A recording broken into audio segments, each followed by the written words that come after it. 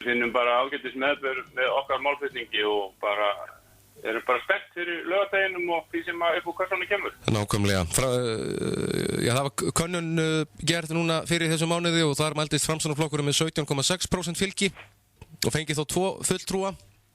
Já.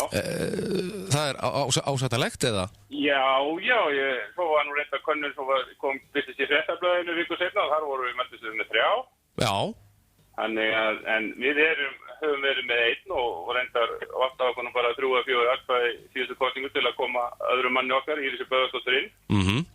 Og við náttúrulega, teljum að það sé ekki spurning að við verðum með hana inni núna og svo náttúrulega getum að láta sér dreyma meira. Já, nákvæmlega.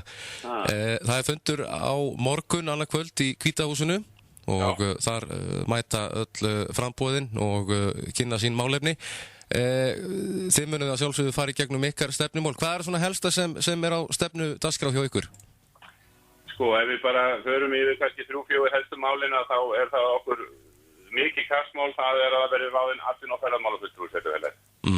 Við teljum bara að það margt sem hægt er að gera í atvinnu- og ferðamálum og nú er ferðaþjónustan blómstrar sem aldrei fyrir eins og allir vita. Jú.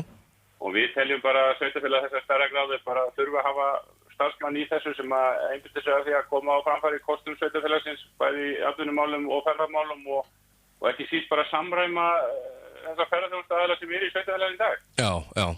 Og við erum náttúrulega með fullt að þá að komum tala náttúrulega að vanti hér upp á Selfossi einhver aðþrengu, þá erum við náttúrulega með perlur eins og Eyrarbakka og Stókseyri og fullt af hlutum sem eru að gerast þær í ferðaþjónustu. Jú. Og við þurfum bara að gera betur í að koma þessu á framfæri og finna nýtt tækifæri. Finnst þér þá vanta, við getum orðað eins og margir segja, einhverja gulrót hingað á svæðið fyrir ferðamenni eða?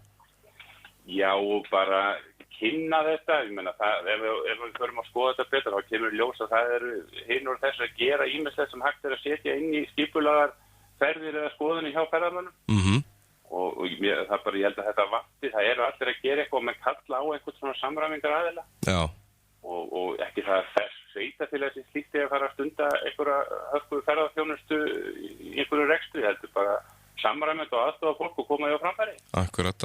Og það er fullt af perlum hérna sem fullt af fólki veit ekki ennþá af og við teljum að þessi maður muni skila laununum sínum margótt tilbaka. Já, það er gríðarlegur fjöldi sem fyrir gegnum Selfoss og svona fá ferðamenn til að staldra eins við. Já, og líta hér í kring og þeir sem kannski eru hérna bæði á hótelinu og öðrum gistiplásum, þannig fjölga nú gistingum í sveitarfélaginu fjölga nú bara einhver einustu viku fleiri rúm, Já. Þannig að það eru fleiri sem stoppa hérna yfir í nótt og þá er að reyna að búa til eitthvað þannig að þeir geti bætt við það að kvöldi til að mótni og kíkti í kringu sig. Nú síðan viljum við efla íþrótt- og tómstund- og æskulýðsstyrkinn sveitarfélaginu að hækka þá niðurgreiðslu þannig að það sé bara auðveldara fyrir fólk að leyfa börnunum sínu stunda íþróttur og tómstundir og æskulýðsstarf. Þannig að það er ekki nóg að tala bara að tillita hvað íþróttur og tómstundastarf, skátar og kórar og annars séu mikið forvarnarstarf og hafa mikið forvarnargildi. Já. Við verðum líka að sjá til þess að krakkarnir geti stundað þetta. Akkurat. Og því miður hefur harnað á talinu hjá mörgum undanfarnum árum og það er bara því miður dæmið það að foreldrar geti ekki leyft börnunum sínu stunda tómstundir. Og þá viljið þið koma á móts við fólkið? Við viljum koma með móts við fólkið, þannig að það og ég held að bara svona sveitarfélagi eins og okkar og það á að vera markmið að reyna að ná bara sem flestum í eitthvað skipulagt starf. Og eins og ég segi, þetta snýst ekki bara um íþróttir, þetta snýst bara um skátana, tónlistarskólan, barna- og unglingakór í kirkjunni og svo framvegis. Það er endalausir möguleikur á að hafa eitthvað fyrir stafni. Já. Íþrótta, tómstunda- og æskulýðsstyrkurinn í dag, hvað er hann hár? Hann er 15.000 í dag á ári. Já. Þannig að við viljum fara með þetta yfir 25.000.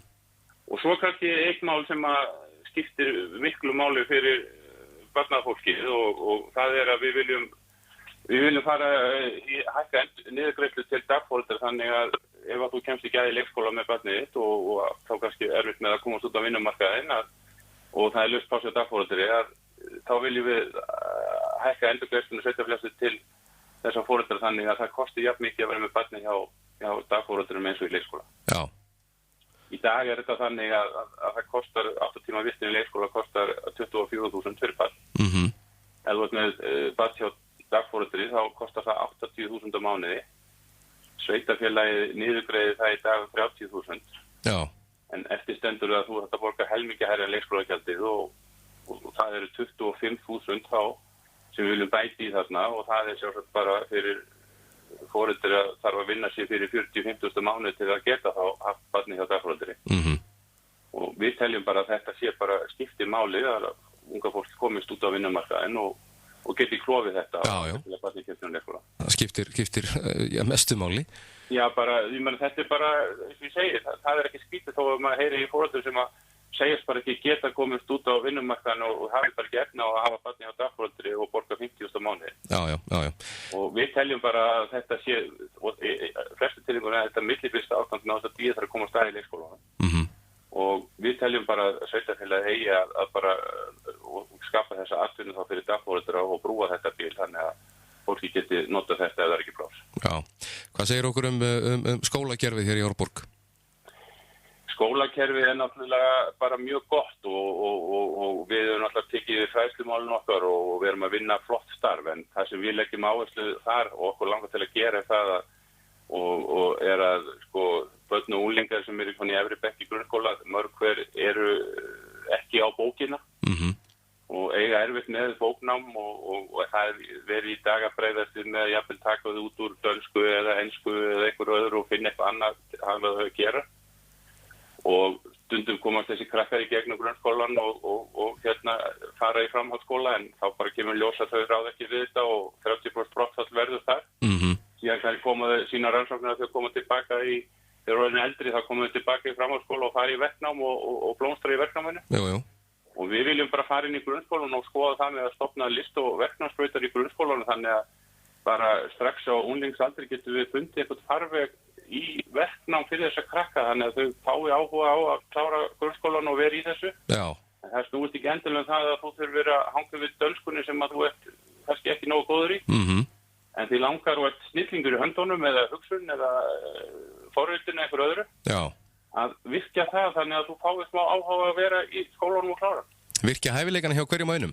Að sjálfsög og svo í framhaldi því er eitt sem við erum með sem að er að leggja áherslu á að reyna að koma við fyrir aðstoð og vinna með og sprotafyrirtækjum í sveitafélaginu. Og þarna einmitt, sko, ég er sannfærður það í sveitafélaginu okkar er sko, bara fullt af húsum eru til þess hæfileikaríkir unglingar og ungt fólk. Já. Sem er kannski, sko, þess vegna verið næsti forritari hjá CCP eða eitthvað annað. Já. Eða er bara frábært uppbyggingafólk og miklu hugsuðir þó þessi ekki að koma því á framfæri. Og við þurfum að bara skapa ákveðið aðstöðu fyrir þetta fólk.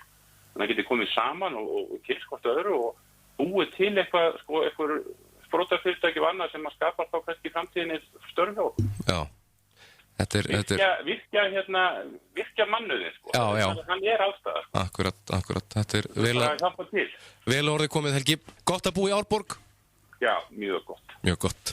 Frábært og ég menna, maður gefur kost á sér í þetta því maður vill búa hérna, maður vill gera allt til að gera samfélag okkar enn betra fyrir bæði fjölskylduna sína og alla aðra sem búa hérna.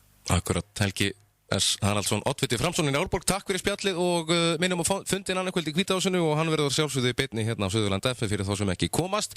Gangi ykkur vel. Takk fyrir það, kærlega. Takk.